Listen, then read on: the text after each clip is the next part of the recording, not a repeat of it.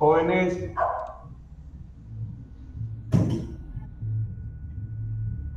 Ingeniero, buenas. a ver, Castro, cuéntame. Ingeniero, buenas.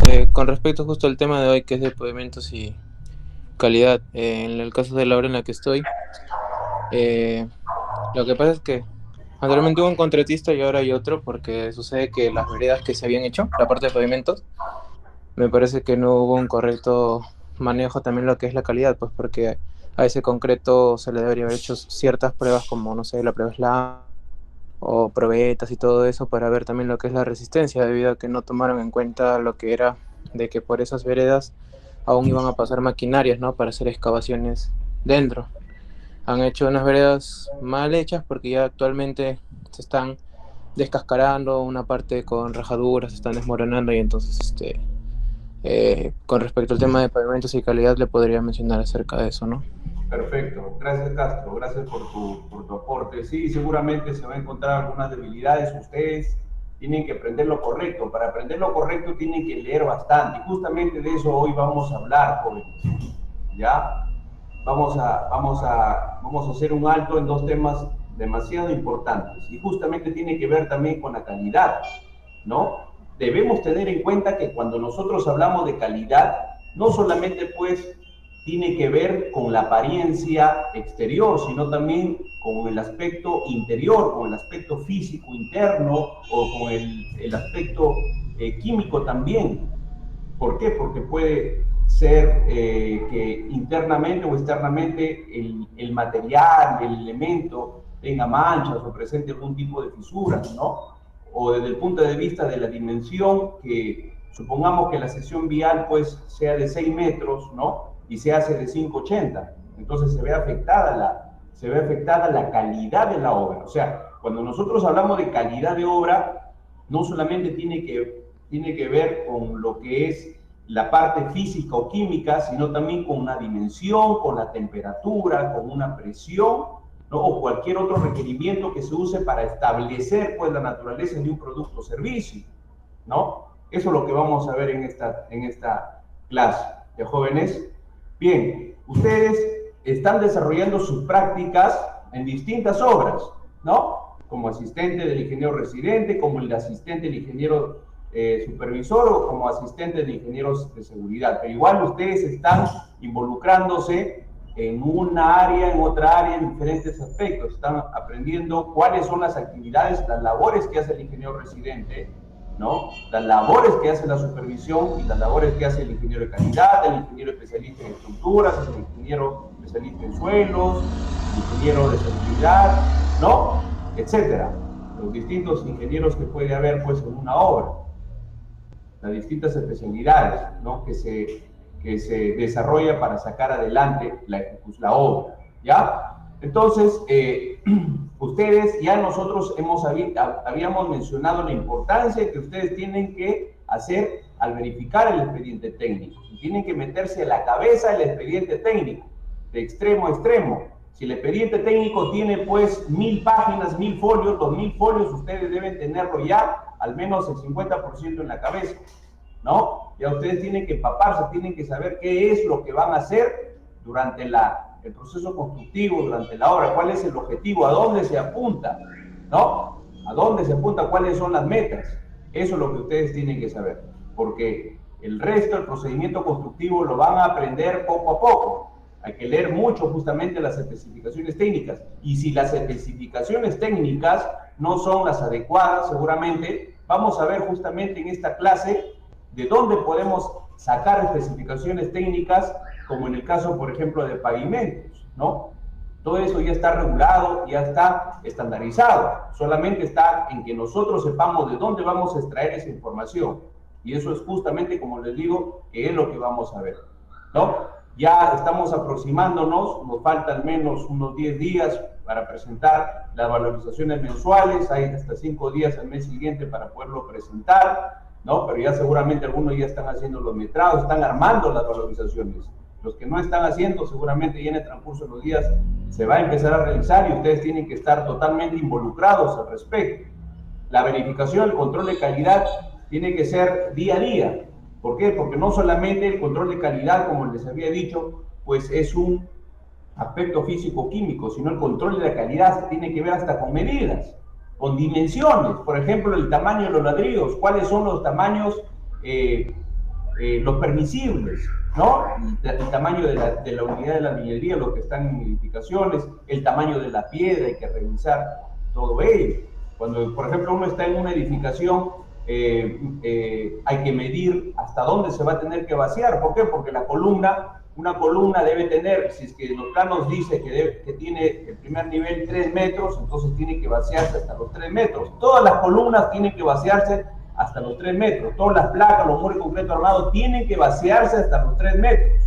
¿Por qué? Porque si una columna se vacía a 3 metros, supongamos 5 centímetros más, o sea, 3,5, y el otro 2,98, por ejemplo, entonces las vigas ya no van a tener el mismo peralte o no van a tener horizontalidad, ¿me entiende? Entonces eso tiene que ver con calidad de obra. No solamente es un solo elemento, un solo componente para llegar al objetivo. ¿Está claro, jóvenes? Entonces de eso es justamente lo que nosotros vamos a hablar, ¿ya? En algunas situaciones hay que presentar los informes de avances, ¿no? En periodo de las actividades asignadas. Eso seguramente la supervisión ustedes en algún momento les van a pedir, ¿no? Que les apoyen al respecto. Y hay que hacer día a día el seguimiento y la verificación del cronograma de ejecución de obra, ¿no? Todos los días por ahí va a aparecer la famosa curva S, que es la curva que va, pues, nos va a orientar, nos va a indicar, porque es un gran indicador del avance de la obra, ¿no? Hay un cronograma de ejecución y un cronograma planificado o el proyectado. Entonces hay que hacer un comparativo al respecto, ¿no? O el programado, como le llaman también. Entonces, las actividades que ustedes tienen que desarrollar en su práctica lo están leyendo ahí. Hay que verificar el proceso constructivo en la ejecución de las partidas del proyecto. Hay que constatar las pruebas, ensayos y controles de calidad realizados en obra. Hoy en día se exige mucho, no solamente el control de calidad para la ejecución de la obra, sino también en los expedientes técnicos. Eso es importante, jóvenes, que nosotros nos mentalicemos desde la universidad, antes de salir, nos mentalicemos en hacer muy buenos trabajos, muy buenos proyectos. Hace poco me pidieron para revisar un expediente técnico, ¿no? Y este expediente técnico tenía muchas debilidades. Imagínense que la zapata, la cimentación, no tenía acero. Imagínense, una zapata no tenía acero, ¿no? Por otro lado, las vigas no conectaban a las columnas, a los muros de concreto, las vigas de cimentación, ¿no? Entonces, pasaban por un costado de las columnas. Lo que indicaba, por ejemplo, los planos, en unas láminas, en otros lados decían otra cosa, otras especificaciones. En un corte, por ejemplo, decía que la columna C1 debe ser de 35 por 40, pero en otro corte indica que la columna C1 debe ser de 25 por 40 total, ¿no? Y en planta están otras medidas. Y aparte de eso, no solamente la geometría, sino también las dimensiones del acero longitudinal. Por un lado se indicaba peso de fierro de 5 octavos y por otro lado 8 fierros de 5 octavos. La distribución de los estribos totalmente distintos, ¿no?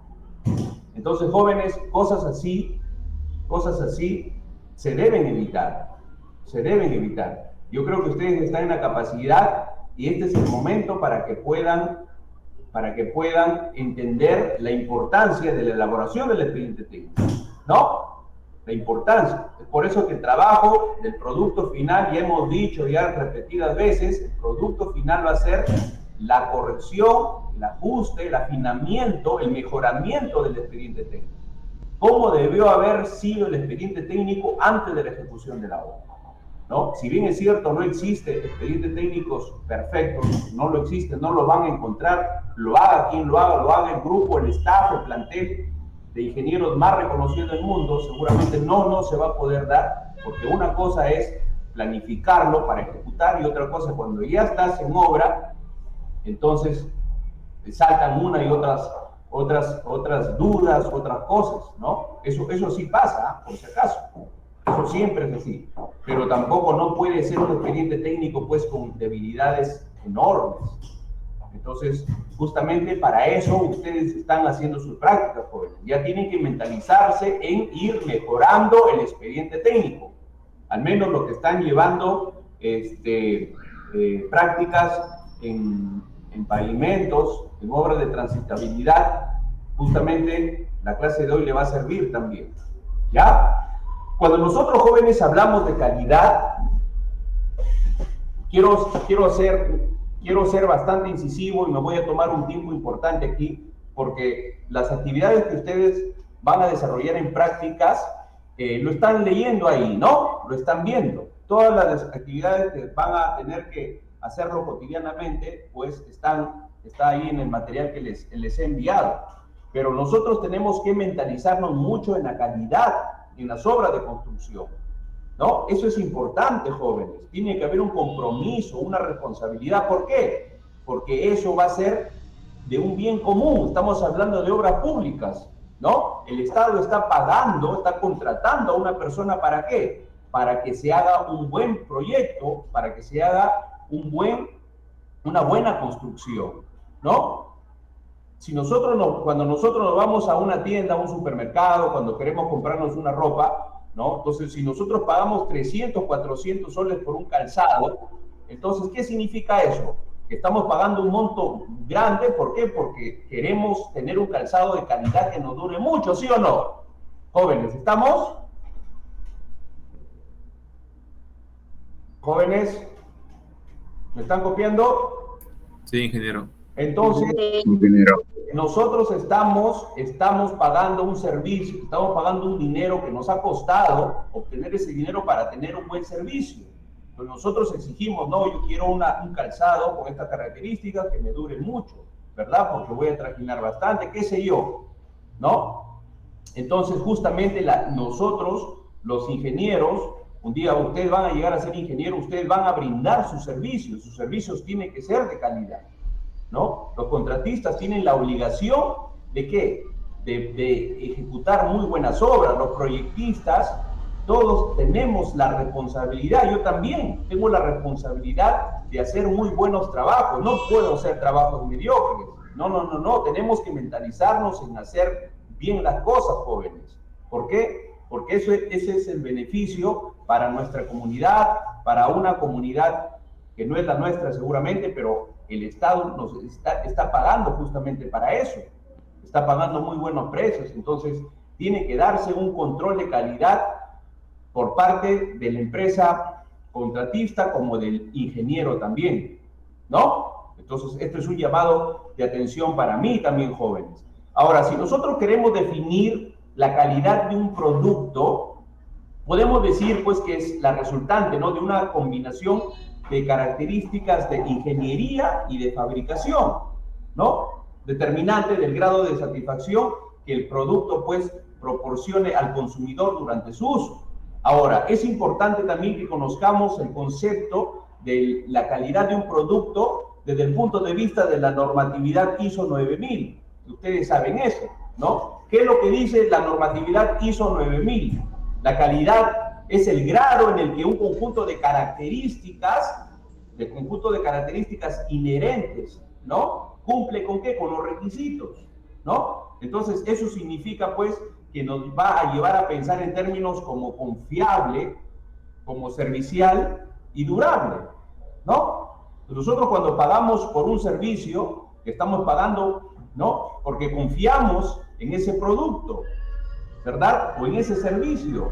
Confiamos, ¿verdad?, que este ente, ya sea una persona natural o una persona jurídica, ¿no?, nos va a dar una garantía, nos va a otorgar un servicio duradero, ¿verdad? De eso es lo que se trata, ¿no? Pero lógicamente hay que reconocer, hay que pagar. No sé, a mí me están pagando muy bien, entonces yo tengo que presentar un buen trabajo, un buen producto, un buen proyecto, ¿no?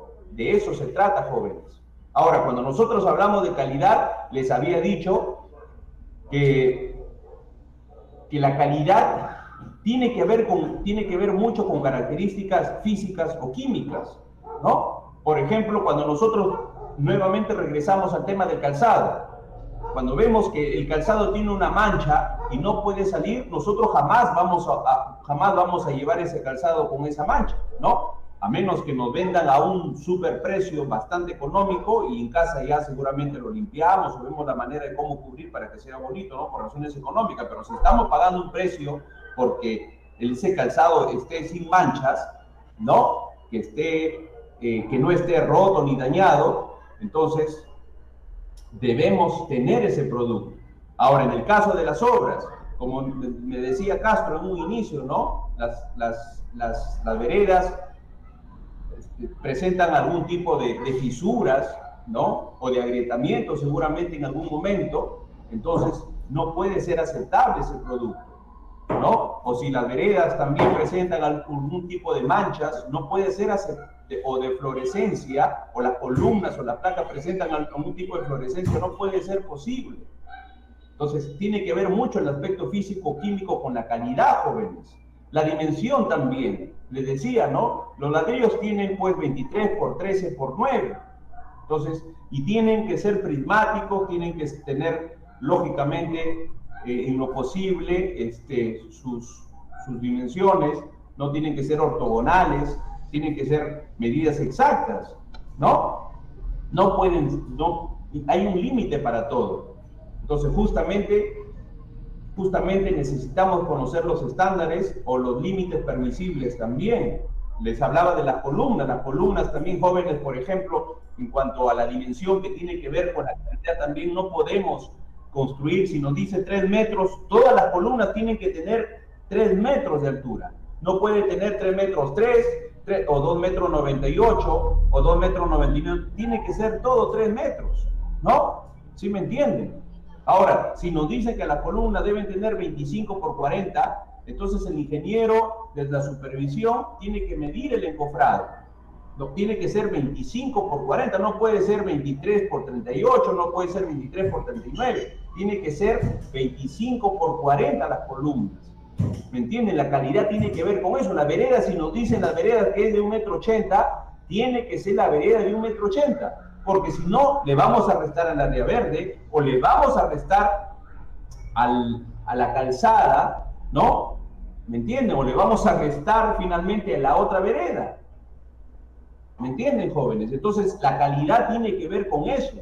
No solamente tiene que ver con la apariencia física o la apariencia química, ¿no? El aspecto físico-químico del producto.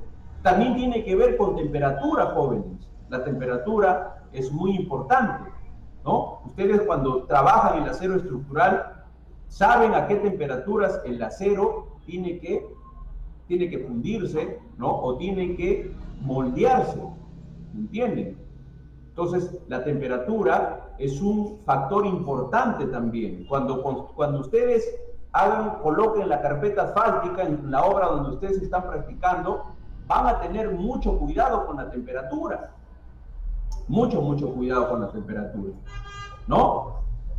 La calidad también para tener un buen producto, la calidad tiene que ver con la presión también. Cuando alguien de ustedes está haciendo, jóvenes, prácticas en una obra de saneamiento, por ejemplo. No. Que yo recuerde, nadie. Las mayores obras donde ustedes están es de pavimentación, ¿no? Transitabilidad. Entonces, se pasan pruebas hidráulicas, se pasan pruebas de presión, jóvenes. Así es. Se tiene que pasar pruebas a las conexiones domiciliarias, se tiene que pasar pruebas a las redes principales de agua potable, pruebas de presión. Estamos hablando de a las conexiones de 150 PSI, a las redes, ¿no? De agua potable a 100 PSI. Se tiene que hacer pruebas de presión también a los medidores, ¿no? ¿Me entienden? Cuando ustedes hacen una edificación, también al sistema de agua potable tiene que hacerse la prueba correspondiente de presión, ¿me entienden? Y tiene que pasar. ¿Para qué? Para evitar algún tipo de fuga, ¿no? Las pruebas hidráulicas de presión son fundamentales, es parte de un control de calidad, jóvenes, es parte de un control de calidad, ¿no? Entonces, eso es importante que se tenga muy en cuenta. Ahora, para tener nosotros un control de calidad, existen pasos, ¿no? Como por ejemplo, un establecimiento de los estándares. Nosotros necesitamos, ustedes son ingenieros, van a ser ingenieros, actualmente están haciendo sus prácticas, pero tienen que saber cómo controlar, qué es lo que van a controlar. ¿Cómo saben, por ejemplo, qué es la cantidad necesaria de agregados que tiene que entrar al trompo, ¿no? O a la mezcladora? Tiene que saber controlar el tiempo de mezclado de los agregados, ¿no? Del cemento, del agua, de la mezcla en el trompo, por ejemplo. Tienen que saber los costos de la calidad, ¿no? Para el funcionamiento y para la confiabilidad en el producto.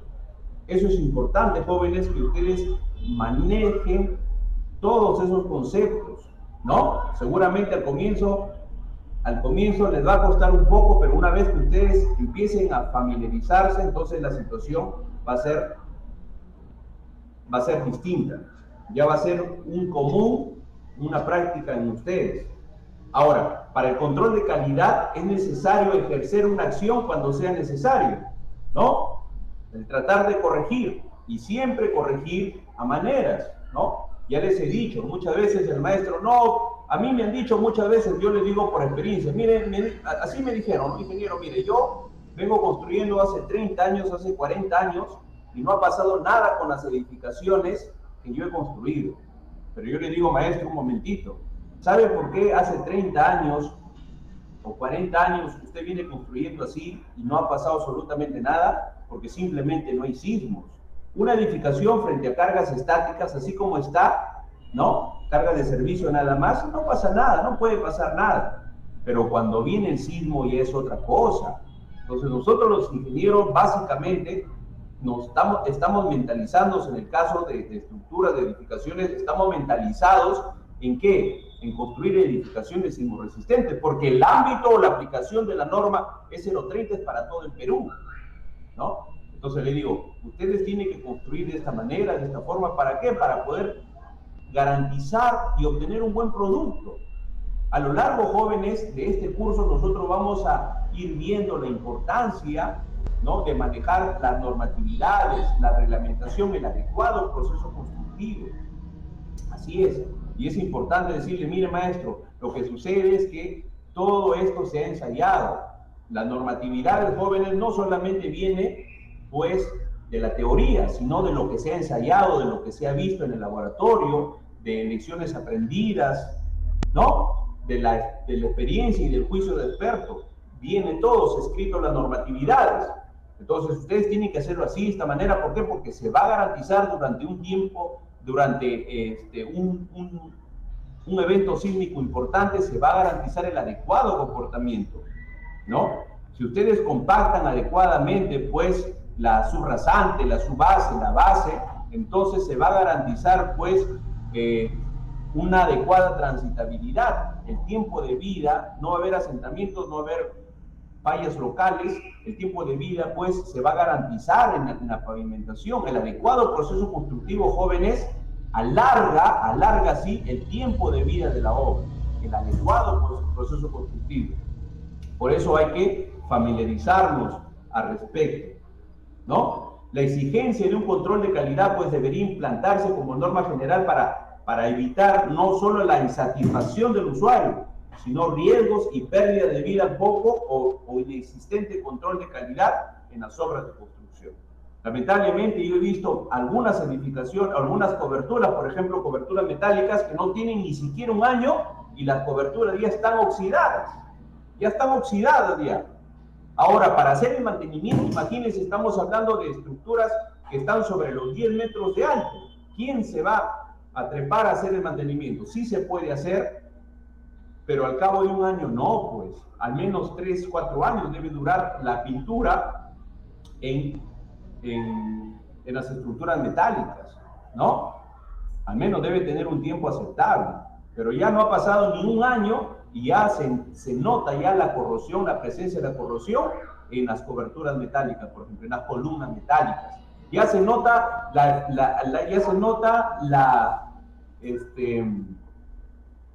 El salitre, ¿no? Ya se nota ya en las paredes, se nota en las columnas, en los muros de concreto armado, en los muros de ladrillo, la fluorescencia, ¿no? Eso es lo que nosotros podemos ver. ¿Por qué? Porque no hay un adecuado proceso constructivo. A veces es responsabilidad de los proyectistas, de nosotros los proyectistas, o es responsabilidad también del ejecutor, ¿no? Del ejecutor.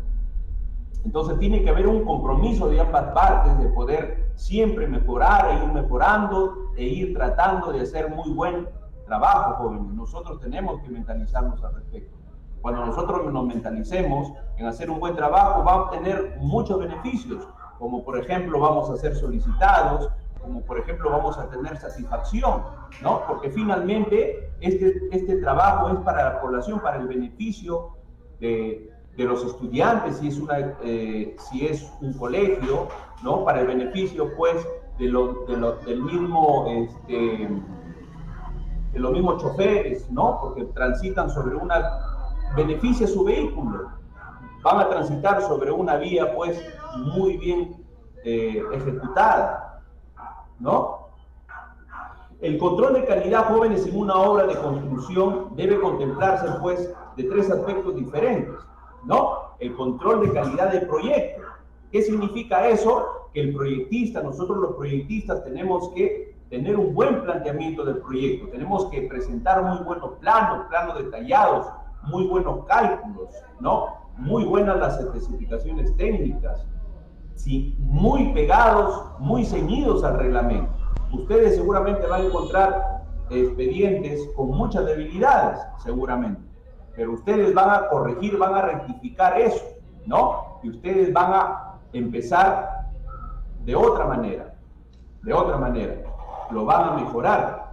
El otro aspecto importante, ya para el control de la calidad, es el control de calidad de los materiales. Los materiales juegan un papel importante, jóvenes, un papel muy importante, ¿no? Y eso es lo que se tiene que controlar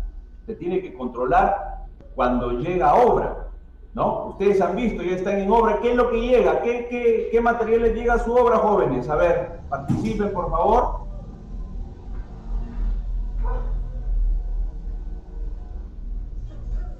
Jóvenes.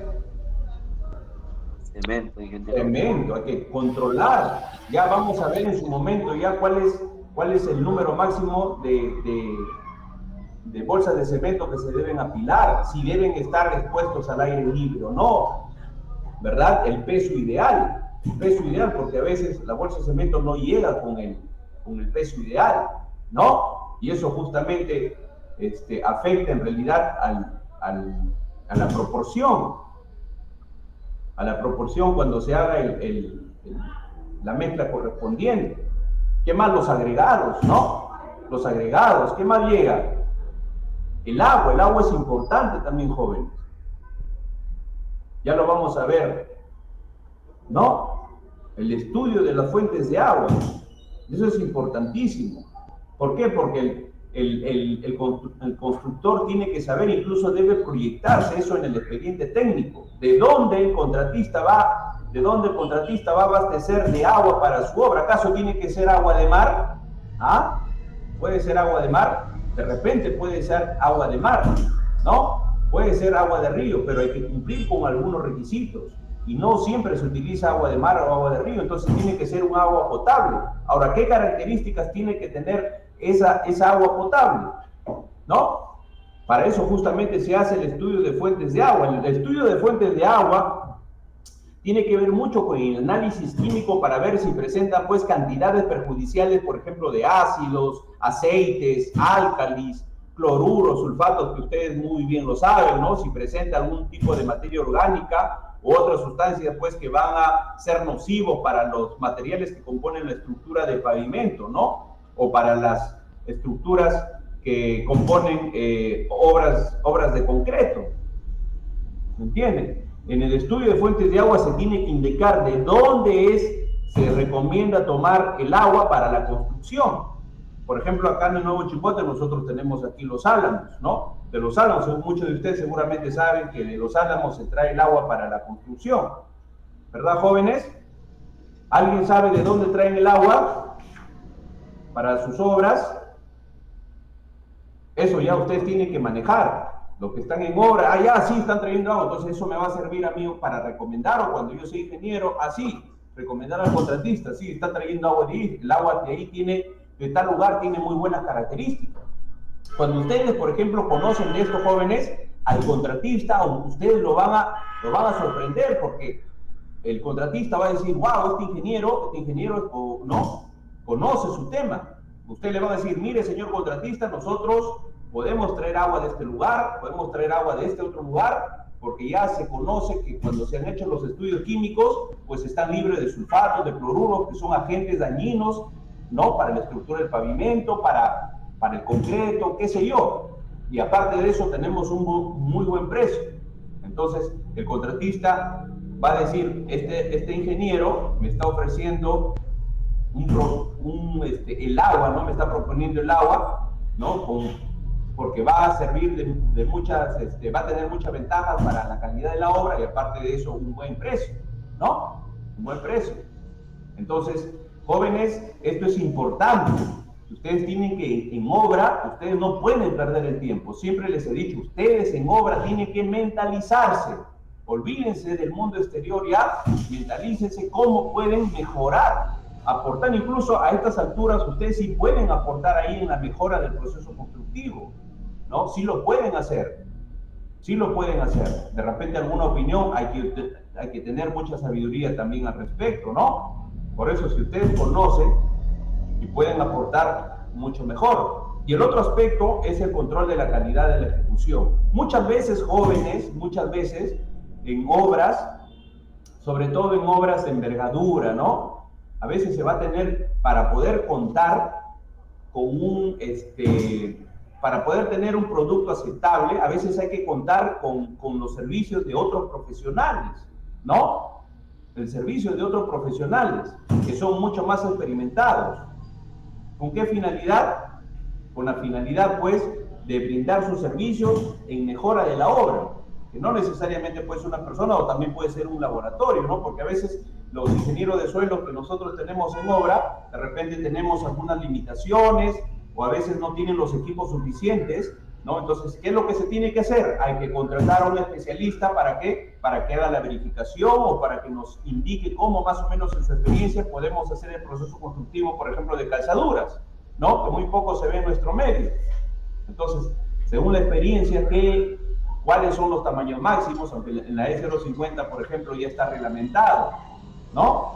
Entonces, si es necesario, jóvenes en obra, contratar un laboratorio, un ingeniero con mucha experiencia, hay que hacerlo. Igual cuando se desarrollan los expedientes técnicos, ¿no? Si uno cree necesario contratar a un especialista para que pueda hacer un diseño especial, un diseño de pavimento, por ejemplo, un pavimento rígido, un pavimento que va a servir de soporte de cargas muy pesadas, ¿no? Entonces hay que contratar los servicios de un especialista, ¿no? De un experimentado. La idea es que se pueda obtener con ello un buen producto, ¿no? Entonces debemos tener en cuenta que una falta o un inadecuado control de calidad va a llevar a deficiencias en la ejecución, ocasionando un tiempo de vida, o sea, un tiempo de vida menor, un tiempo de vida útil menor, ¿no? O sea, un mal proceso constructivo es directamente proporcional o está en función directa a un menor tiempo de vida, ¿no? Así, o sea, a mayor deficiencia en el proceso constructivo, ¿no? El tiempo de vida va a ser, la calidad de obra va a ser menor, ¿no? Y el tiempo de vida de la misma manera también. ¿Ya, jóvenes? ¿Hasta ahí alguna consulta? Jóvenes, ¿estamos?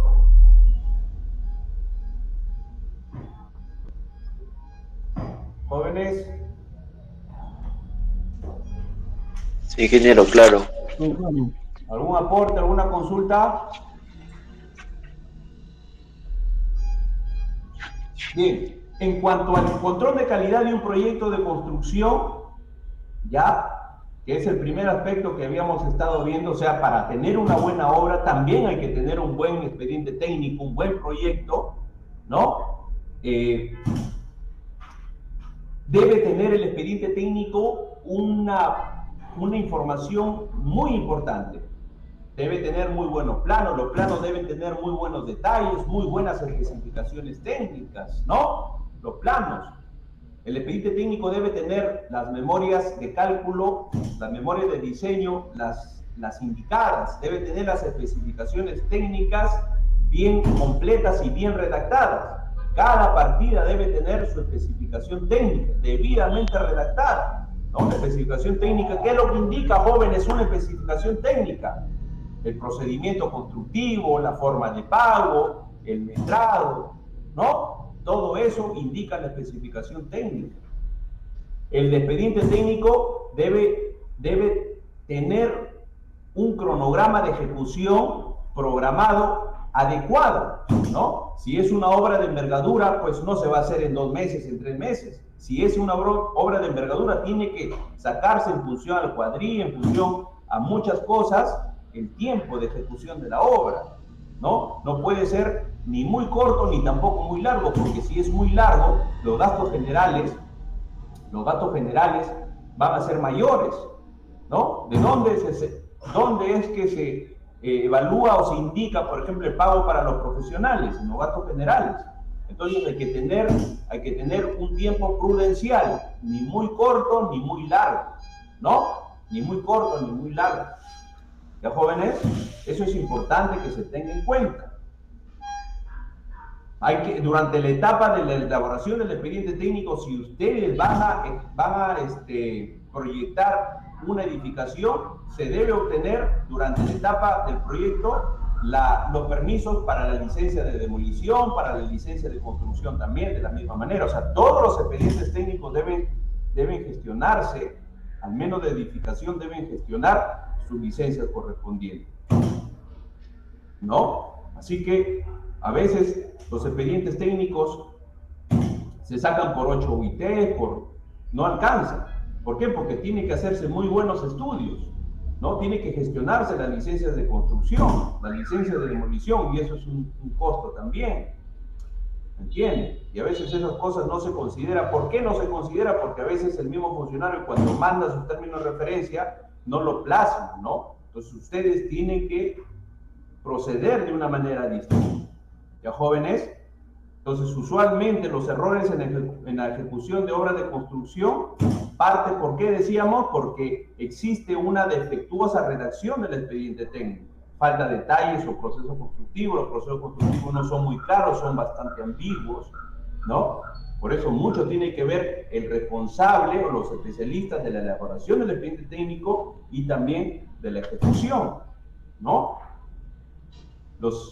Las especificaciones técnicas, decíamos, debe contener pues toda la metodología constructiva para ello. Cuán importante es la experiencia también, ¿no? El uso de materiales de última generación que ayuden también a minimizar la presencia de posibles defectos o patologías constructivas.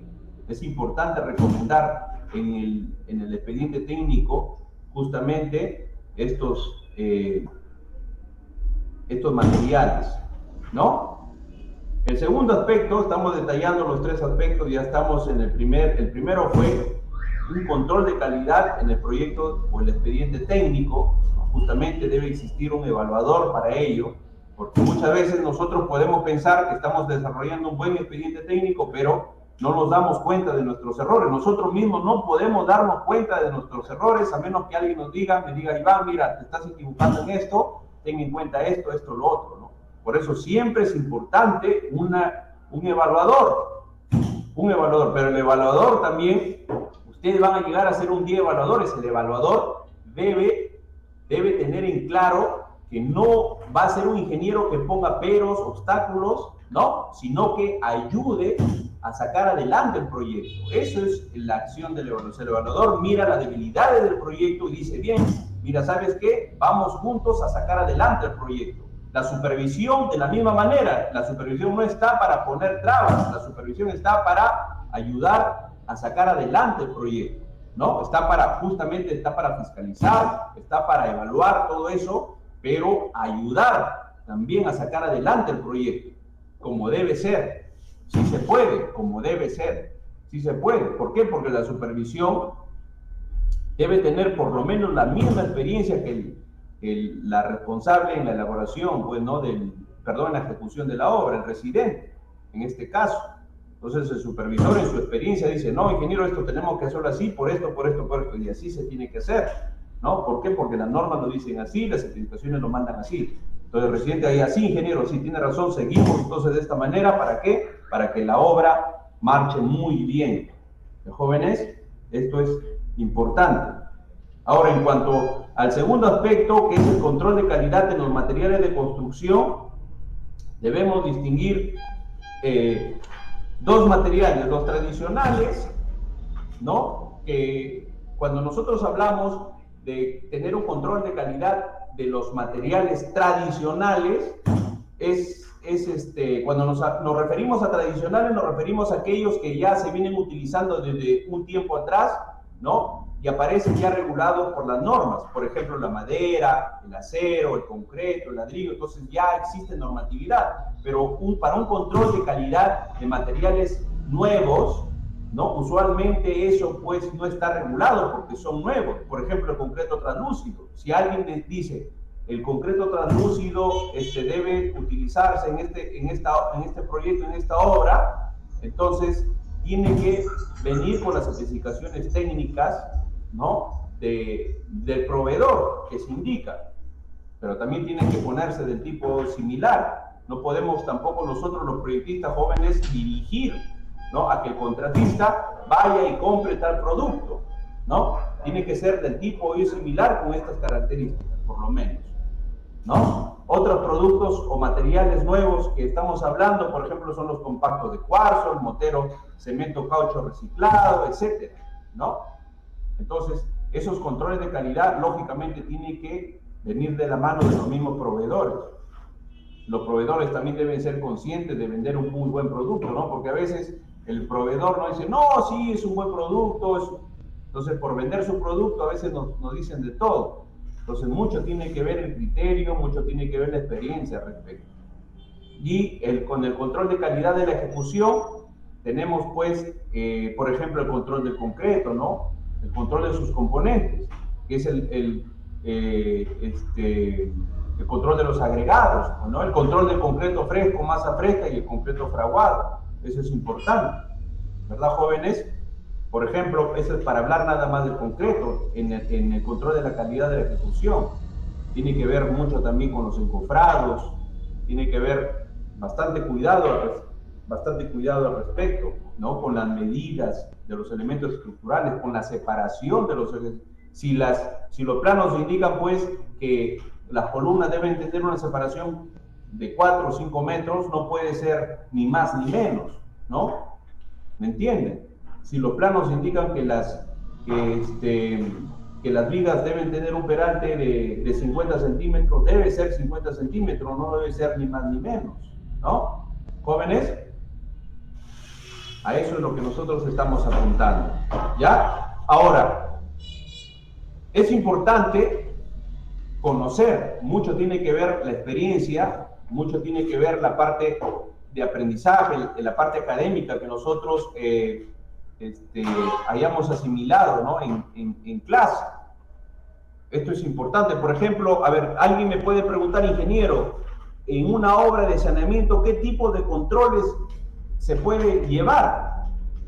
Ya les había dicho que en una obra de saneamiento, por ejemplo, tenemos las pruebas hidráulicas en tuberías, ¿no? Incluso, si uno quiere ser más exigente, se va a la fábrica. Yo he pasado esas pruebas. Cuando yo trabajé en el año 2009, un año trabajé en SEA Chimbote, entonces como inspector de obra, porque SEA Chimbote finalmente es la empresa que va a administrar todas las redes de agua y desagüe en Chimbote, Carmen y Guarmey. Entonces nosotros, antes de empezar la obra, el contratista, ¿qué decía? Queremos que SEA Chimbote participe en la verificación del control de calidad de las tuberías, ¿no? Para las redes de agua y desagüe. Entonces, ¿qué es lo que decíamos? Nos íbamos a Lima, nos íbamos a Trujillo, a las fábricas, y ahí veíamos el control de calidad. ¿entienden? ¿Por qué? Porque esas tuberías tienen que durar, como dicen, 50 años de garantía, ¿no? 50 años de garantía. En cuanto a las tuberías de agua potable, deben tener la calidad correspondiente. ¿Por qué? Porque van a estar sometidos a presión importante. Y las tuberías de desagüe también deben tener un control de calidad adecuado. ¿Por qué? Porque internamente en las redes de desagüe, jóvenes, si ustedes no saben, se emanan las aguas servidas emanan pues unos gases muy fuertes, ¿no? Si ese material, ese PVC, ese ISO, está reglamentado con el ISO 4435, por si acaso, si no lo saben, debe ser tan resistente a esos gases, ¿no? ¿Por qué? Porque esos gases hacen que se erosione el espesor del tubo y se pierda, si el concreto lo erosiona totalmente. Así es. Ustedes no están trabajando en la red de desagüe, ¿no? Pero cuando ustedes vean en algún momento en tuberías, por ejemplo, si por acá pasa una tubería de desagüe de concreto, esas antiguas, eso es concreto normalizado, ¿no? Entonces ustedes excavan, el concreto no existe ya, solamente existe nada más el paso, nada más, el concreto ya no existe. O sea, prácticamente el agua servida fluye por ese ducto que ocupaba el concreto. Es un hueco nada más, ¿no? Entonces, imagínense, jóvenes, en todas las obras siempre tiene que pasarse un control de calidad. Hay pruebas hidráulicas en los tanques, hay pruebas hidrostáticas también, ¿no?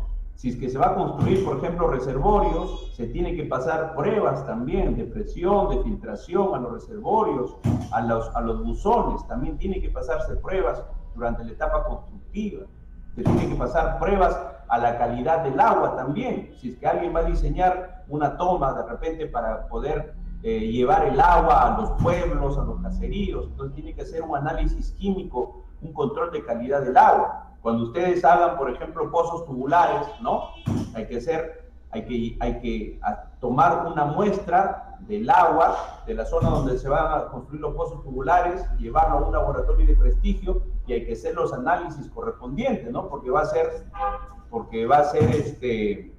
para consumo humano.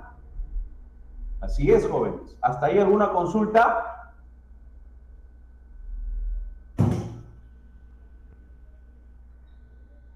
Ahora, si ustedes se remiten a la normatividad, las obras de saneamiento, ¿ya? Para ejecutar obras de saneamiento, el ingeniero civil o el ingeniero sanitario también, tiene que estar empapado de la norma OS 010, de la norma OS 050, de la norma OS 070, de la norma G050, de la norma CE010, ¿no? De pavimentos urbanos. ¿Por qué? Porque a veces van a tener que cambiar las redes en zonas donde existen pavimentos, entonces hay que hacer una rotura y una reposición de los pavimentos. Todo eso lo pueden encontrar en la norma, en el Reglamento Nacional, ¿no? De Edificaciones. Si quieren conocer ustedes la normatividad que regula a las tuberías de desagüe, tenemos la norma técnica peruana, la ISO 4435, como les decía, y también tenemos la ISO 4422 para la tubería de agua potable, ¿no? Si queremos hacer los ensayos a los materiales, por ejemplo, el contenido de humedad, tenemos las normas ASTM B2216. Si queremos hacer los análisis granulométricos, los agregados, tenemos el ASTM C136. Si queremos desarrollar o hacer las densidades in situ por el método de frasco de arena, que ustedes lo saben, tienen que conocer la norma ASTM D1556. Si quieren, para el Proctor modificado, la norma ASTM D1557, ¿no? Si quieren saber cómo se hace o cómo se determina la resistencia a la compresión de un testigo de concreto, tienen que conocer la normatividad ASTM C39. Si tienen que realizar, si quieren medir lógicamente el asentamiento de concreto, tienen que utilizar el cono de Abrams, ¿no? ¿Y cómo es que se hace al respecto? En las obras de pavimento, jóvenes, ¿no? En las obras de pavimentos, ¿qué tipo de controles se tiene que hacer? Se tiene que hacer un control de compactación para subrasante. En el video al inicio nosotros veíamos, ¿no? Un control de deflectométrico para la subrasante también. Un control en la construcción de la subbase granular. ¿Qué tenemos? El control de los materiales, el control de compactación, el control deflectométrico, ¿no? Para la subbase granular de la misma manera. Y de la misma manera también para la base granular. Necesitamos controlar los agregados, necesitamos controlar la compactación, necesitamos controlar deflectométricamente la base granular, ¿no? Y tenemos también que hacer un control de IRI en la base granular. Eso es en cuanto a pavimentos. Ahora, en cuanto a las edificaciones, ¿qué tipo de controles de calidad se tiene que hacer, jóvenes? ¿No? Se tiene que hacer un control de calidad en laboratorio e in situ también. Se tiene que hacer en el laboratorio. ¿Qué tipo de control se tiene que hacer, jóvenes? Por ejemplo, decíamos, ¿no? Del agua, si es necesario, el agua que se va a utilizar. En laboratorio también se hace, pues, el control, el análisis granulométrico, ¿no? Se hace un muestreo y clase de concreto fresco. Se hace un ensayo del concreto fresco. ¿Qué más? La resistencia a la compresión del concreto, ¿no? Hay que curarse, lógicamente, para eso, ¿no? Si es que hay resultados dudosos, ¿cómo es que nosotros vamos a proceder al respecto? ¿No? ¿Lo vamos a aceptar o lo vamos a rechazar? ¿No? ¿Qué tipo de cargas hay que hacer justamente para eso? ¿Cuáles son las tolerancias constructivas? Necesitamos conocer todo ello. ¿Está claro, jóvenes?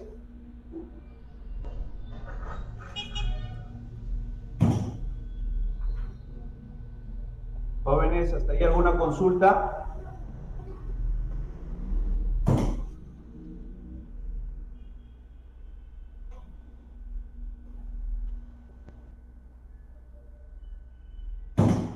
Jóvenes.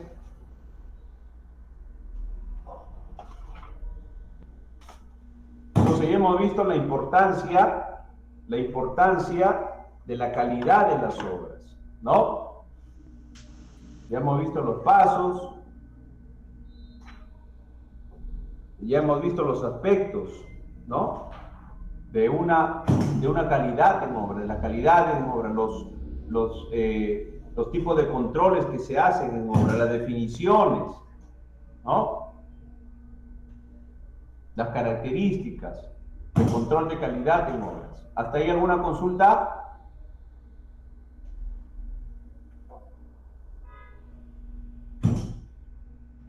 Jóvenes.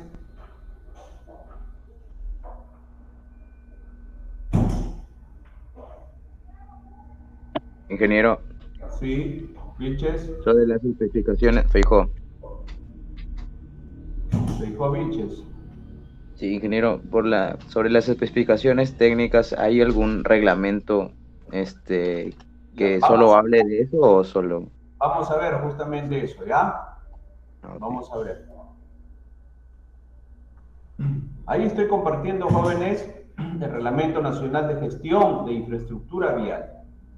Esto es importante, ¿ya? El Reglamento Nacional de Gestión de Infraestructura Vial. ¿Qué es lo que tiene que ver al respecto? ¿Por qué es importante? ¿Por qué lo estamos tocando en esta clase? En primer lugar, como toda normatividad, ¿ya?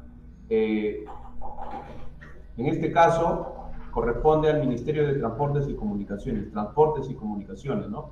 Como toda normatividad en el Perú, esto es de ámbito nacional.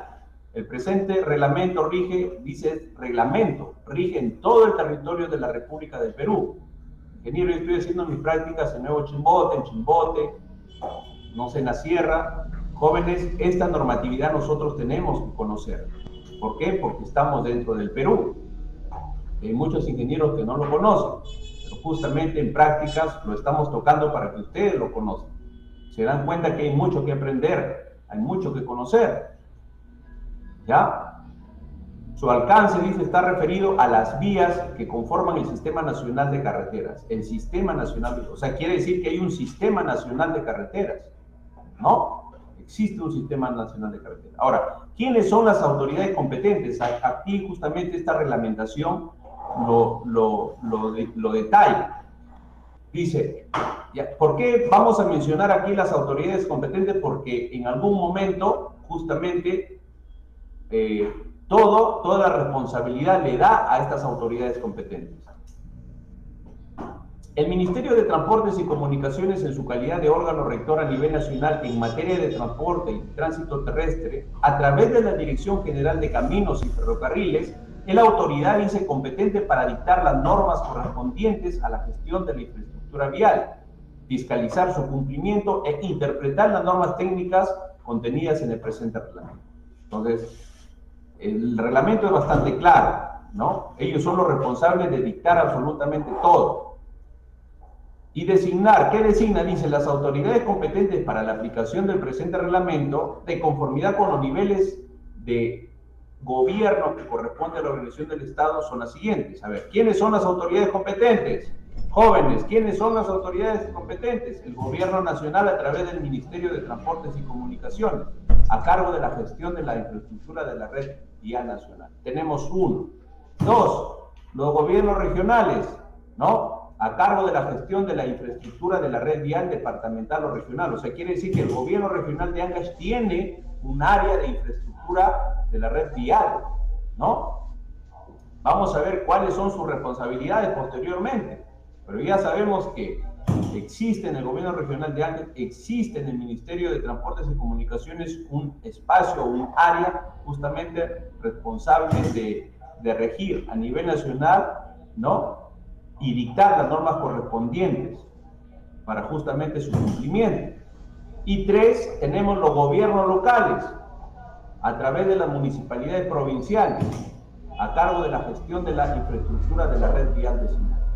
Entonces, en la provincia de Salta, en Chimbote, también existe, ¿no?, la autoridad competente para cumplir ¿qué? Eso es lo que vamos a ver. Pero ya nos dicen que está a cargo de la gestión, o sea, ¿qué? Gestionar qué? Gestionar justamente, vamos a ver, la operación, el mantenimiento, la rehabilitación, la construcción, el mejoramiento, ¿no?, de las vías vecinales o provinciales, ¿ya? Delegación entre las autoridades competentes. Dice, las autoridades competentes establecidas en el artículo 4 del presente reglamento podrán delegarse entre sí mediante convenios la gestión de carreteras o tramos de la red vial de su competencia. O sea, quiere decir de que si es que no tiene de repente los recursos una municipalidad provincial para poder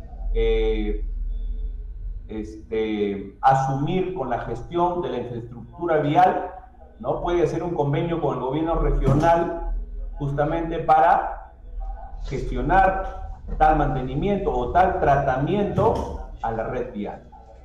¿Ya? Aspectos generales de la gestión. ¿Qué es lo que se gestiona? Dice, del concepto de la gestión de la infraestructura vial de carreteras. Es la acción de administrar la infraestructura vial del Sistema Nacional de Carreteras a través de funciones de planeamiento, ejecución, mantenimiento y operación, incluyendo aquellas relacionadas con la preservación de la integridad física del derecho a la vida. Esa es la gran responsabilidad, jóvenes, que tienen ¿quiénes? Las autoridades competentes. Eso es lo que deben velar las autoridades competentes. Ser autoridad no es tan sencillo, ¿no? No es tan sencillo. Hay mucha responsabilidad al respecto. ¿Cuáles son sus funciones? Las funciones son planear, ejecutar, mantener y operar la red vial. La red vial provincial, la red vial nacional, la red vial regional, ¿no? 4 acciones fundamentales. De la gestión de carreteras por personas o entidades privadas. O sea, acá vamos a leerlo también, pero existe, o sea, si es que una persona privada quiere, por ejemplo, a ver, yo hago un denuncio y pongo mi cantera, por ejemplo, a 5 kilómetros al este de Chimbote, ¿no? y no existe ninguna carretera. Entonces, si yo voy a construir mi carretera para que los volquetes o mis volquetes entren y salgan y lleven pues los agregados, entonces yo tengo que regirme a los lineamientos dados por el MTC, ¿no? Y debo hacerlo de acuerdo a lo que ellos me indican. No puedo hacerlo yo de acuerdo a mi capricho, ¿no? De acuerdo a lo que yo quiera hacer. Los estudios y ejecución de obras viales que realicen las personas o entidades privadas se ceñirán, dice, a las normas que dicte el MTC. La aprobación de los estudios, o sea que hay que hacer un estudio, no es nada más yo voy con mi cargador frontal, mi motoniveladora, mi volquetes, ¿no? Voy con toda mi maquinaria pesada y abro la carretera, pues no abro un espacio para el acceso. No, hay que hacer un estudio. Dice, la aprobación de los estudios de obras viales a cargo de las empresas concesionarias se sujetarán a lo dispuesto en su respectivo contrato de concesión. Por ejemplo, OHL ha hecho la evitamiento, ¿no, jóvenes? ¿No? Está haciendo toda esa pavimentación que va desde más o menos la altura de Besique hasta, va a ingresar por allá por Santos. Ajá, por Campo Nuevo. Por ahí, ¿no? Entonces, OHL está ciñéndose a todos los lineamientos estipulados en su contrato, ¿no? Pero tomados ¿de dónde? De sus mismos manuales, como lo vamos a ver más adelante. O sea, ellos tienen que sujetarse a eso. Los estudios de las obras viales que realicen las entidades privadas o personas naturales serán aprobadas por las autoridades competentes indicadas en el artículo 4 del presente reglamento, que ya lo leímos. En este caso, el Ministerio OHL simplemente tiene que aprobarlo, el estudio que hizo OHL, el Ministerio, ¿no? Porque es una autoridad competente. Las vías gestionadas por entidades privadas y personas naturales podrán ser incorporadas a la red vial correspondiente del Sistema Nacional de Carreteras por el Ministerio de Transportes y Comunicaciones a través de la Dirección General de Caminos y Ferrocarriles, en concordancia al reglamento de jerarquización vial, previa evaluación y calificación de su utilidad pública. Claro, puede ser anexada a la red vial nacional y tendrá que, en función a la importancia, dársele pues seguramente un nivel, ¿no?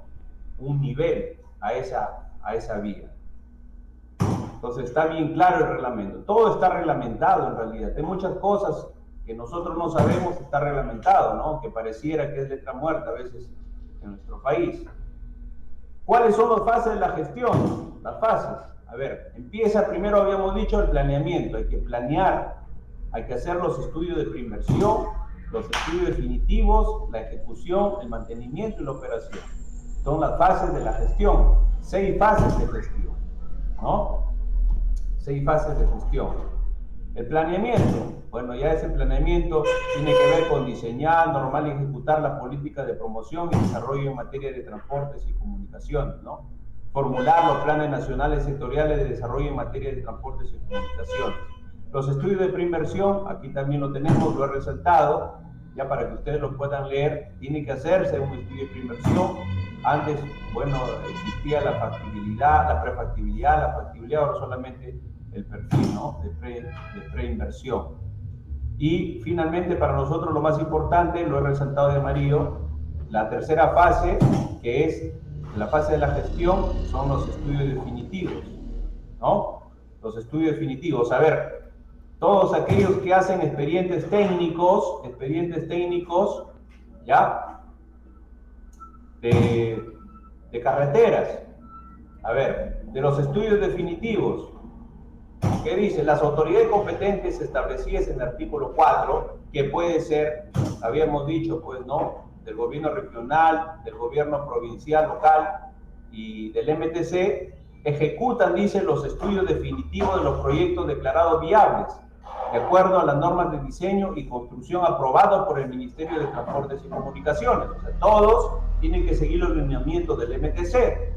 Las entidades o personas naturales del sector privado que gestionen carreteras ejecutarán los estudios definitivos de acuerdo a las normas del MTC, ¿no? Como habíamos leído arriba. Las autoridades competentes establecidas en el artículo 4, que ya lo hemos leído, ya sabemos quiénes son, los 3, ¿no? O sea, las autoridades competentes establecidas en el artículo 4 del presente reglamento aprueban, dice, los estudios definitivos que realicen las entidades o personas naturales del sector privado en la red vial de su competencia, ¿no? O sea, lo puede hacer un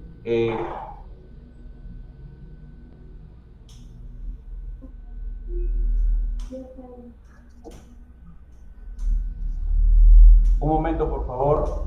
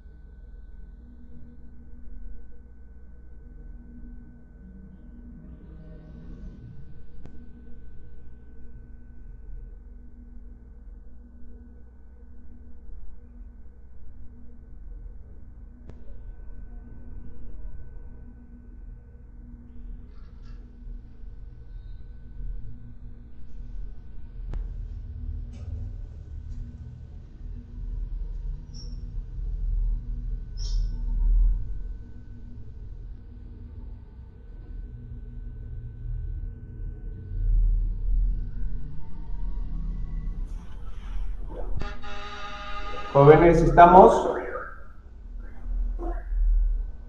En el caso dice que las entidades o personas naturales del sector privado realicen estudios de vías aún no jerarquizadas, se solicitará a la Dirección General de Caminos y Ferrocarriles del Ministerio de Transportes y Comunicaciones la definición de la jerarquía correspondiente, ¿no? Como les había dicho, pues, en el caso de uno quiera hacer una trocha de repente para tener un acceso hacia una cantera, no sé, a una zona agrícola, qué sé yo.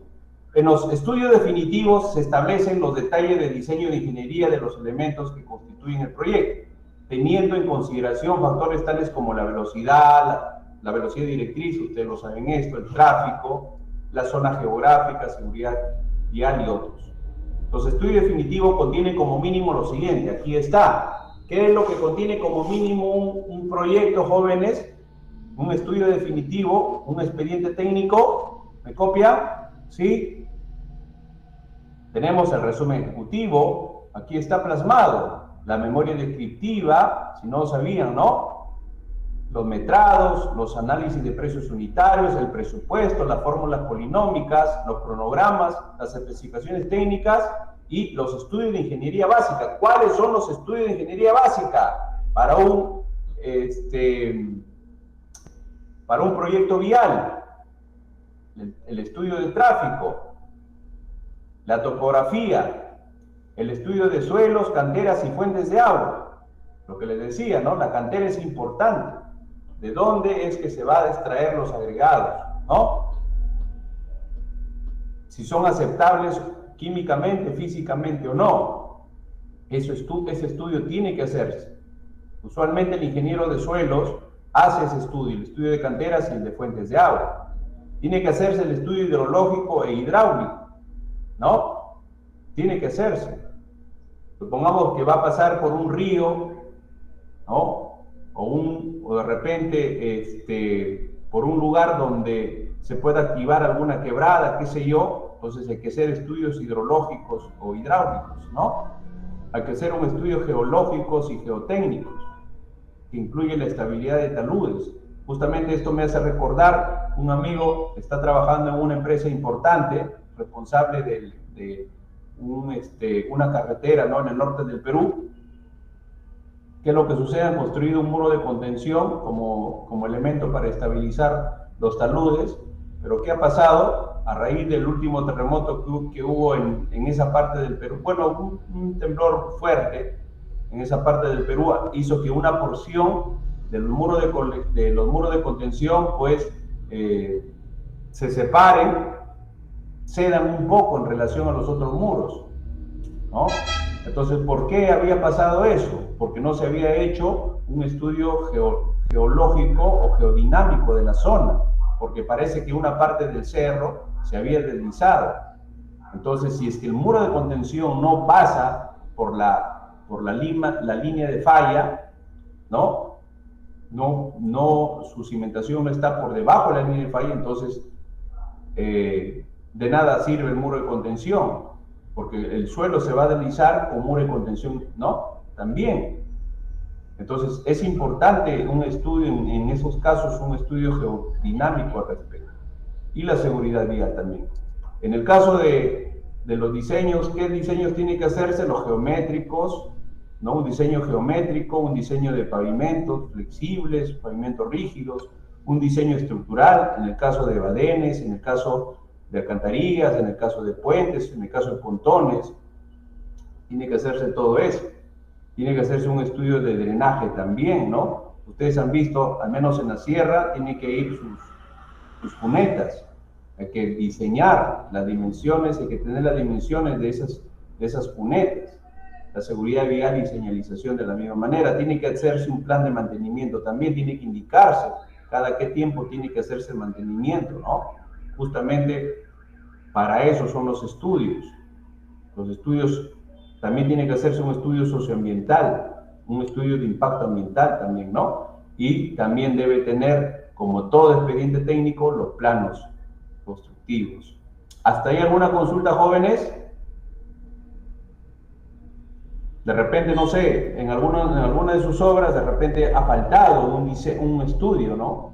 Ustedes van a tener que justamente evaluar eso. No sé, de repente en todos los proyectos, lógicamente, no hay necesidad de que se hagan los estudios geológicos, ¿no? Basta solamente con el estudio geotécnico y en algunos casos no hay necesidad del estudio hidrológico e hidráulico, ¿no? Pero ahora sí, por el tema del fenómeno del Niño u otros fenómenos, el ciclón Yaku, no sé, por las lluvias que puedan venir, de repente es necesario hacer estudios hidrológicos, ¿no? No sé, y tener un buen sistema de drenaje, en el caso del diseño. ¿Está claro, jóvenes? De las obras viales, dice, los niveles de intervención de las obras viales son los siguientes. Construcción, a ver, estos son conceptos claros que ustedes tienen que manejar, jóvenes. Los niveles de intervención de las obras viales son los siguientes. Construcción es la ejecución de obras de una vía nueva con características geométricas acorde a las normas de diseño y construcción vigentes, ¿no? Así se define la construcción, ¿ya? Es una obra nueva que se va a aperturar, eso es construcción. ¿A qué se llama rehabilitación de una vía?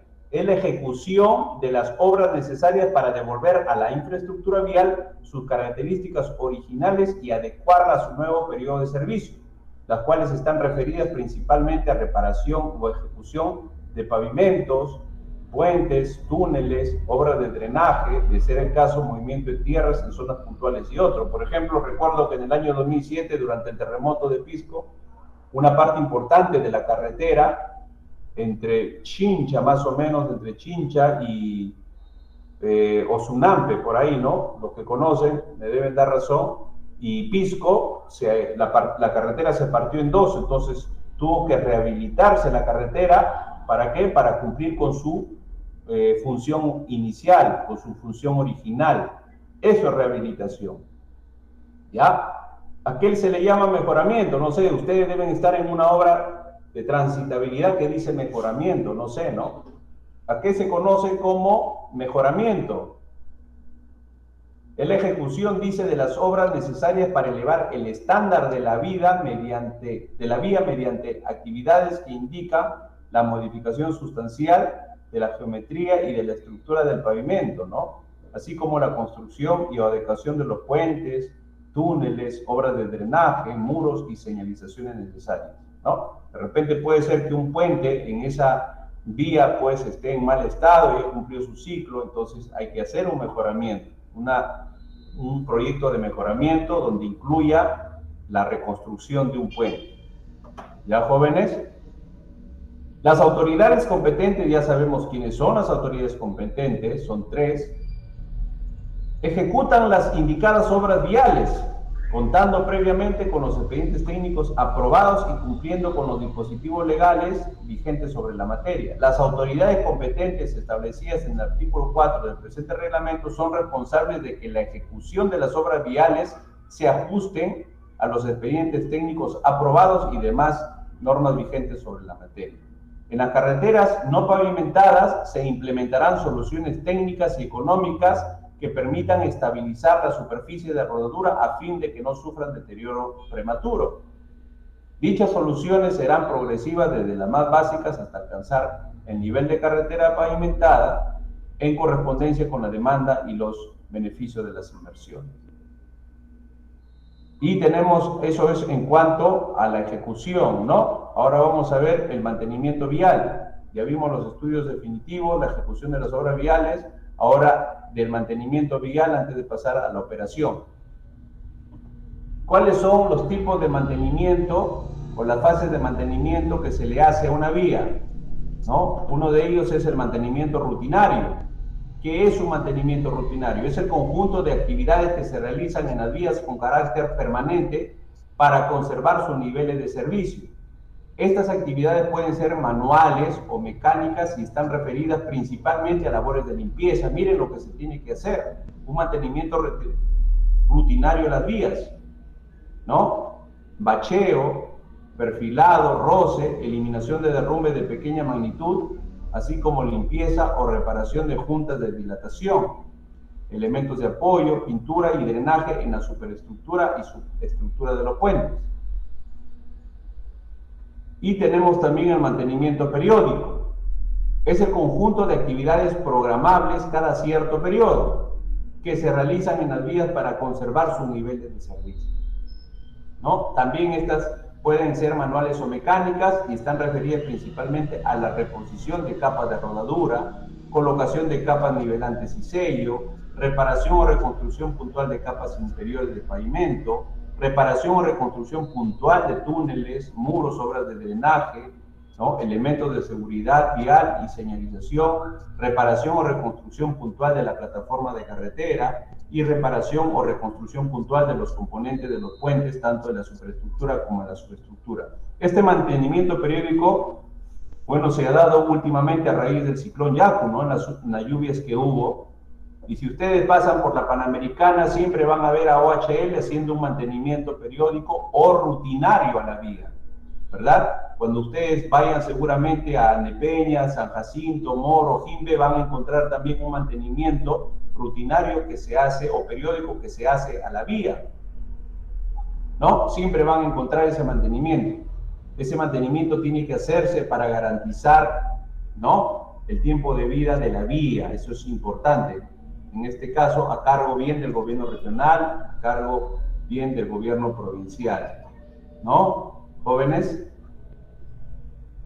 Ahora, las actividades del mantenimiento periódico, dice, se realizan de acuerdo al expediente técnico previamente aprobado. O sea, el mantenimiento periódico necesita de un expediente técnico. ¿Cuáles son los componentes mínimos del expediente técnico de un proyecto de mantenimiento periódico vial?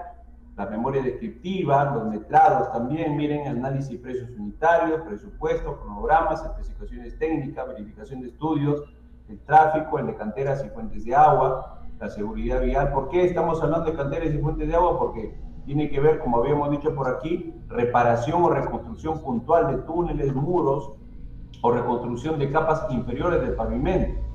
Entonces, lógicamente, entonces se necesita un estudio, ¿no?, de canteras para los agregados, de seguridad vial también, de diseño. En el caso de diseño de reparaciones, hay que tener en cuenta el diseño para reparar el pavimento, ¿no? Alguna estructura, en este caso puede ser de la cuneta, puede ser de los puentes mismos, de los pontones, ¿no?, de los badenes, de las alcantarillas, qué sé yo. Y jóvenes, y también debe contar pues con sus planos correspondientes, ¿no? En el caso de la operación, Ya hemos visto entonces cuáles son las fases de la gestión. Primero el planeamiento, segundo el estudio de preinversión, después el estudio definitivo, ¿no? Que es el expediente técnico proyecto, la ejecución. Ahora hemos visto pues los mantenimientos y finalmente la operación. ¿Qué tiene que ver con la operación? Tiene que ver con el cuidado. La operación de la vía es el conjunto de actividades que inician al término de una intervención de la vía y tiene por finalidad mantener un nivel de servicio adecuado, ¿no?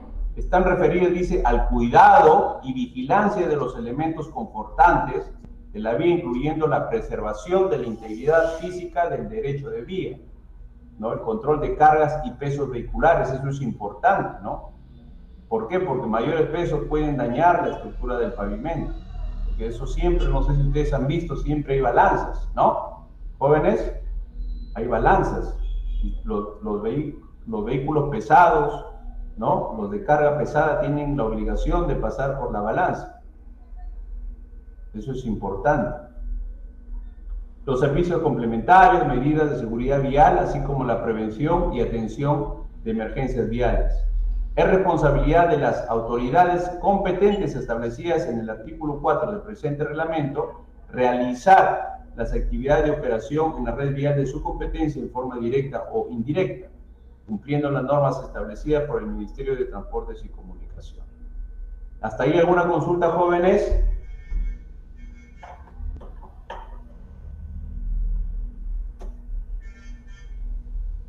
Jóvenes, ¿está claro?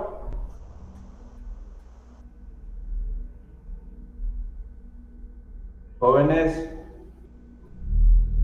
Todo claro, ingeniero. Ingeniero. Bien, ahora vamos a pasar con los instrumentos de gestión de infraestructura vial. Ya, aquí también otro aspecto muy importante. Los instrumentos de gestión de infraestructura vial están constituidos por las leyes, los reglamentos, manuales, directivas y otros. Ya, aquí básicamente vamos a ver los manuales. ¿No? Los reglamentos ya lo vimos. Los manuales para diseño.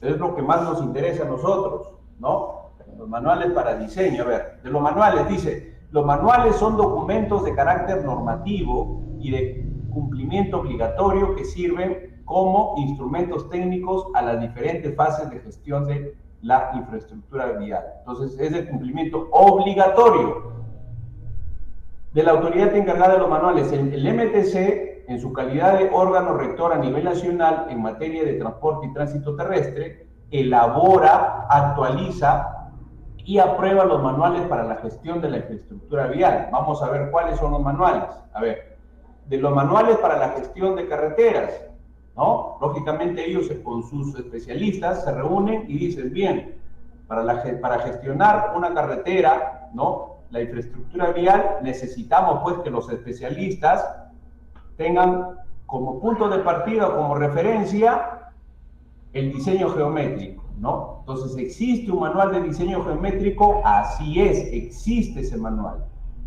¿ya? ¿Existe el manual de suelo, geología, geotecnia y pavimentos? Correcto, existe este manual. Ustedes ya tienen que familiarizarse con ello. ¿Existe el manual de puentes? Claro, el manual de puentes fundamentado lógicamente en AASHTO LRFD, ¿no? Existe un manual para el diseño de puentes. O sea, los que diseñan puentes obligatoriamente tienen que meterse a la cabeza este manual de diseño de puentes. Ingeniero, quisiera que usted me muestre los manuales correspondientes. El manual de diseño geométrico, por ejemplo, aquí está. Este es el manual de diseño geométrico. Los que quieren diseñar, los que quieren especializarse en carreteras, ¿no? En el diseño geométrico, aquí se ve. ¿Se ve, jóvenes? ¿Se aprecia? ¿Sí? Sí, ingeniero. Aquí está, ¿no? El manual. Entonces, 285 páginas, todos los que quieren conocer el diseño geométrico, los que quieren aprender, aquí está para que se metan esto en la cabeza. ¿Ya? Aquí está el manual. Ingeniero, quiero que me muestre el manual de suelos, geología y geotécnica. Ingeniero, Sí. una consulta, yo he visto en algunos expedientes que sigue vigente el DG 2013. ¿Cómo sería este caso? ¿Cómo dices? No te copio bien, Fabricio. Que aún sigue vigente el DG 2013 en algunos, en algunos expedientes que he visto, el DG 2013 sigue vigente. Sí, pues, sí, algunos no actualizan, pues, sus manuales, sus normatividades. Por ejemplo, yo, en el caso de estructuras, he visto en el caso, por ejemplo, utilizan el ASAI 318-2005, el ASAI 318 del 2008, el ASAI 318 del 2014, ¿no? El último es el ASAI 318 del 2019. He visto que utilizan incluso la normatividad de la soldadura,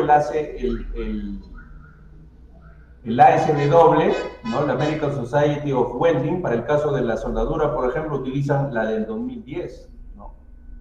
Entonces están desactualizados algunos, pues.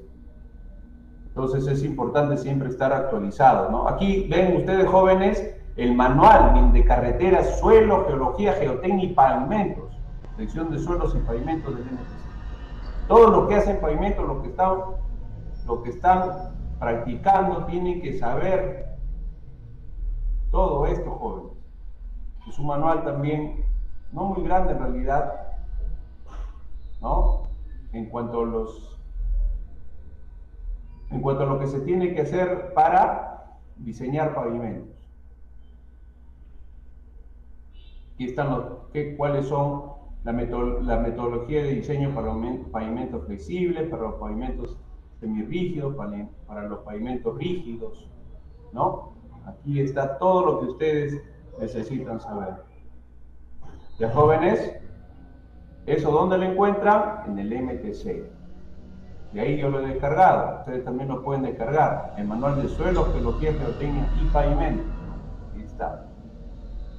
Ustedes tienen que meterse eso a la cabeza. Los practicantes ¿no? que están en tránsito, ¿verdad? En transitabilidad.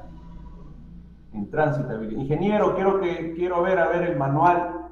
¿Qué otro manual estuvimos hablando? El manual de puentes. También lo tengo el manual de puentes aquí. A ver. Ahí se ve, jóvenes, el manual de puentes. El manual de puentes del MTC.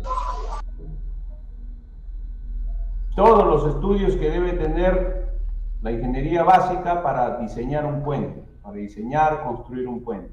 Al menos 8 estudios tienen que hacerse para diseñar un puente.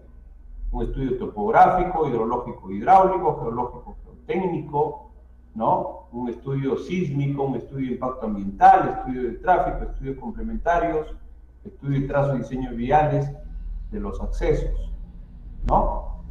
Al menos 8 estudios tienen que hacerse. ¿Ya? Aquí está todo. Los que llevan puentes tienen que meterse en la cabeza este manual. ¿Por qué estamos hablando? Porque un puente, pues, es parte de la vía, ¿no?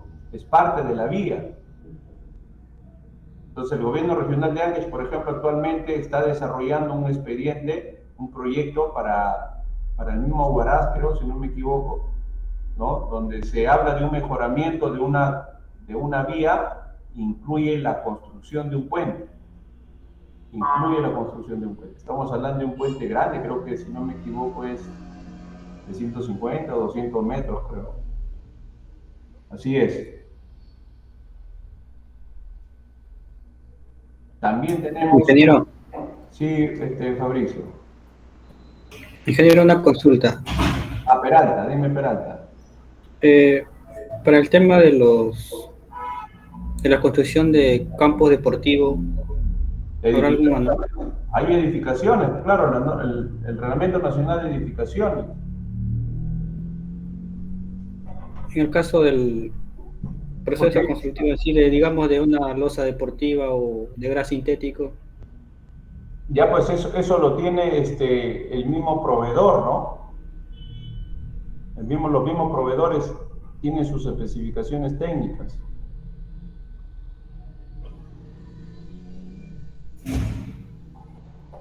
Bien. Tenemos, por ejemplo, ¿qué más? ¿Qué otros manuales? Tenemos el manual de túneles, muros y obras complementarias. Tenemos los manuales de hidrología, hidráulica y drenaje. Y aquí, jóvenes, lo que decíamos, miren, tenemos las especificaciones técnicas generales para construcción de vías, de pavimentos, las especificaciones técnicas, eso es lo que me preguntaba, no sé quién me preguntó. El MTC ya nos otorga eso. Tenemos el manual de ensayo de materiales también, ¿no? El manual de estudios socioambientales, el manual de seguridad, el manual de dispositivo de control de tránsito automotor para calles y carreteras, el manual de mantenimiento o conservación vial también, ¿no? Los que se van por transitabilidad, todos estos manuales al menos hay que darle una ojeada, ¿no? Y empezar ya a familiarizarnos justamente en nuestras prácticas. ¿Dónde se regula? ¿Quién lo regula? El MTC. Son los manuales para la gestión de carreteras. O sea, todos los que quieran diseñar, los que quieran pues ser partícipe, ¿no?, de un proyecto de transitabilidad o quiere ser especialista, lógicamente hay que dominar una materia, ¿no?, una disciplina, teniendo en cuenta los manuales correspondientes. Y aquí está lo que contiene en realidad. Por ejemplo, dice el manual de diseño geométrico, lo primero que vimos, contiene las normas, guías y procedimientos para el diseño de carreteras, conformando un elemento que organiza y recopila las técnicas de diseño vial desde el punto de vista de su concepción y desarrollo en función de determinados parámetros. También tenemos el contenido del manual de suelo. El manual de suelo, geología, geotecnia y pavimento contiene las normas, guía y procedimientos, los estudios de suelo, geología, geotecnia y diseño de pavimentos, lo que se tiene que hacer. Ahí nos indica cómo se tiene que hacer el estudio de suelos o el estudio geológico, ¿no?, para el diseño de pavimentos. ¿Cuál es el contenido mínimo del estudio de suelos con fines de pavimentación? El contenido del manual de puentes también es para el diseño y cálculo estructural de puentes, lo que les decía, ¿no? Incluye los estudios de ingeniería básica y planos típicos. Del contenido del manual de túnel, los que quieren diseñar túneles, aquí está, el manual de túneles, muros y obras complementarias contienen las normas, guías y procedimientos para el diseño y cálculo estructural de túneles, muros y obras complementarias. Incluye los estudios de ingeniería básica y planos típicos, ¿no? Y así también el contenido, miren, del manual hidrológico, hidráulico y drenaje para un pavimento. El manual de especificaciones técnicas generales, a ver, justamente lo que ustedes me preguntaron, a ver, ¿qué dice? El manual de especificaciones técnicas generales para la construcción presenta en forma ordenada las especificaciones técnicas de las diferentes partidas susceptibles a considerar en un proyecto de infraestructura vial. Aquí están las especificaciones técnicas, incluyendo aspectos tales como descripción de las actividades, procedimientos o métodos de construcción, recursos de personal, equipo y materiales a emplear, requisitos técnicos, control de calidad, métodos de medición y forma de pago, ¿no? Entonces, ¿de dónde van a sacar sus especificaciones técnicas para la elaboración de un proyecto definitivo vial? Del manual que está estipulado en el MTC. También miren, el manual de ensayo de materiales, a ver, dice el manual de ensayo de materiales contiene los métodos y procedimientos que deben desarrollarse para ensayar los diferentes materiales a emplear o incorporar en las diferentes fases de la gestión de la infraestructura vial. Incluye los equipos y aparatos a utilizarse, el tipo de ensayo, cálculos e informes a reportar. En realidad tenemos un punto de partida acá, jóvenes. ¿Cómo es que vamos a evaluar nuestro proyecto, la ejecución donde estamos realizando nuestras prácticas? Aquí está, conociendo el manual de ensayo de los materiales, ¿no? O sea, quiere decir que si es que la empresa ejecutora tiene, por ejemplo, su laboratorio internamente, tiene un ingeniero especialista en suelos, el ingeniero de suelos debe conocer de este manual, ¿no?, de ensayo de materiales. ¿Está claro hasta ahí, jóvenes? ¿Sí?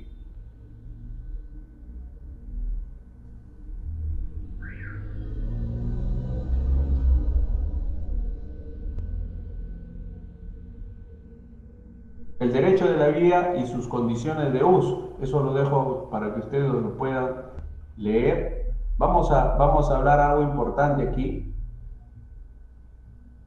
Y eso es lo que yo he visto bastante. Y esto de jóvenes está reglamentado, miren. Las infracciones y sanciones por daños a la infraestructura vial pública no concesionada. O sea, a nuestras carreteras, ¿no? ¿Qué es lo que pasa cuando se daña? Bueno, a veces nosotros vemos que una carretera que recién se ha inaugurado ya tiene huecos o ya ha sido dañada, ¿no? ¿Qué es lo que pasa? Miren ahí. Del concepto de infracción por daños. Dice, la infracción por daño es toda acción u omisión negligente, culposa o dolosa que provoca un daño a los elementos que constituyen la infraestructura vial no concesionada, incluyendo sus obras complementarias y derecho de vía, la cual conlleva la sanción respectiva por parte de la autoridad competente. La comisión de la infracción por daño a la infraestructura vial se hará constar en acta, ¿no? Informe o formato que establezca la autoridad competente. O sea, ¿qué quiere decir?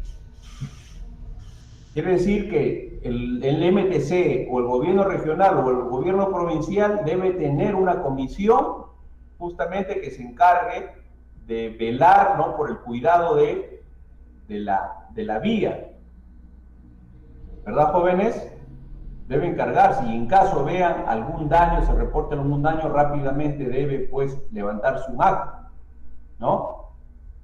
Eso es lo que debe. ¿Con qué finalidad? Con la finalidad pues de dar sanción correspondiente a los responsables del daño hacia la vía, ¿no?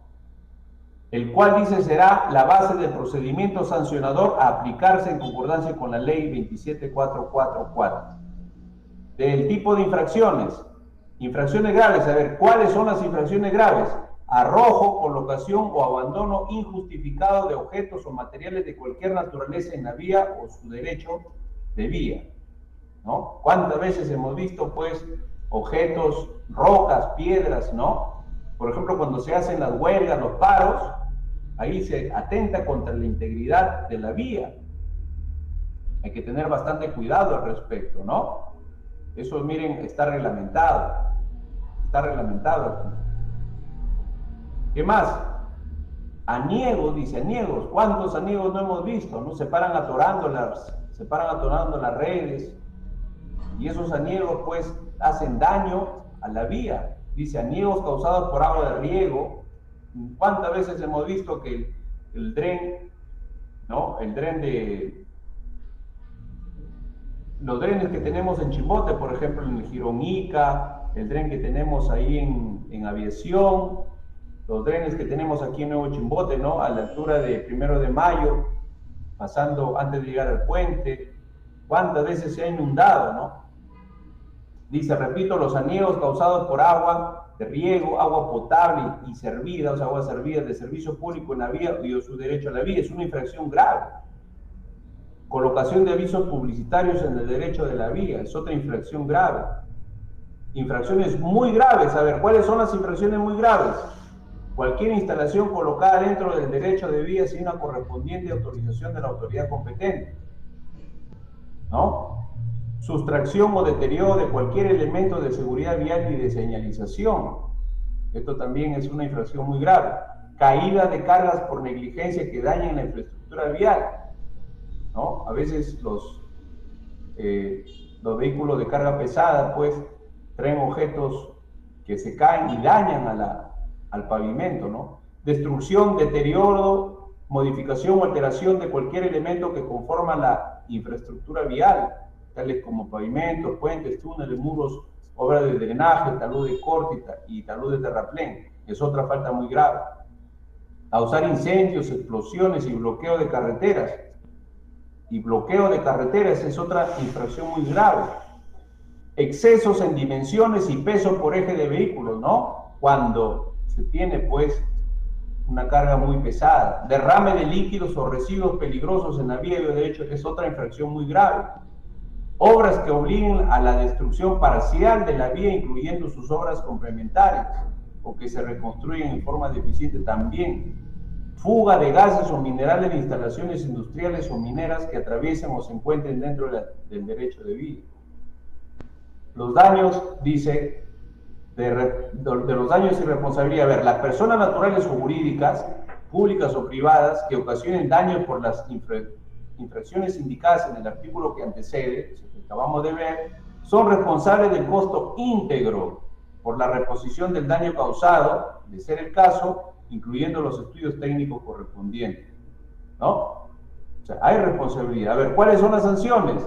A las infracciones graves, que es el artículo, pues, 41, ¿no? Perdón, 42.1, dice, con una multa equivalente a una unidad impositiva tributaria, un UIT, y en las infracciones muy graves, 3 UITs. En el caso de reincidencia de las infracciones antes señaladas, se aplicará el doble de las multas establecidas para cada caso. De las acciones legales, adicionalmente, según la gravedad del caso, la autoridad competente establecida en el artículo 4 del presente reglamento está facultada para realizar las acciones legales correspondientes de acuerdo a la legislación vigente. O sea, no puede quedar ahí, sino que puede ir a una denuncia, ¿no? Una denuncia correspondiente. ¿Está claro, jóvenes? ¿Hasta ahí? ¿Alguna consulta?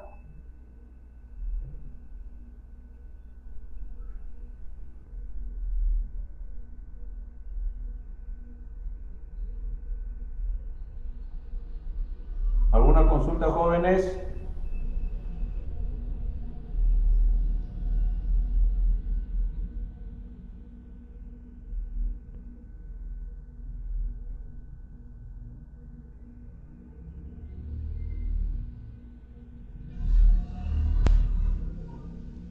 Bien, no hay consultas, entonces ahí nos quedamos. Espero que haya sido muy satisfactoria la clase de hoy, ¿verdad?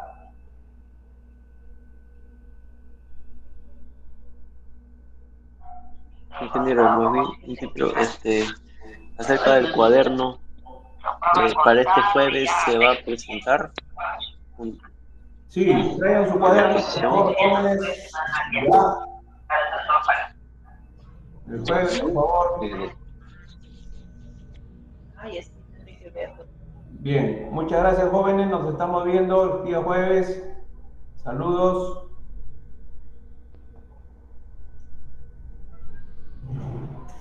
Hola, ingeniero. Bien, nos vemos. Hola, ingeniero. Ya.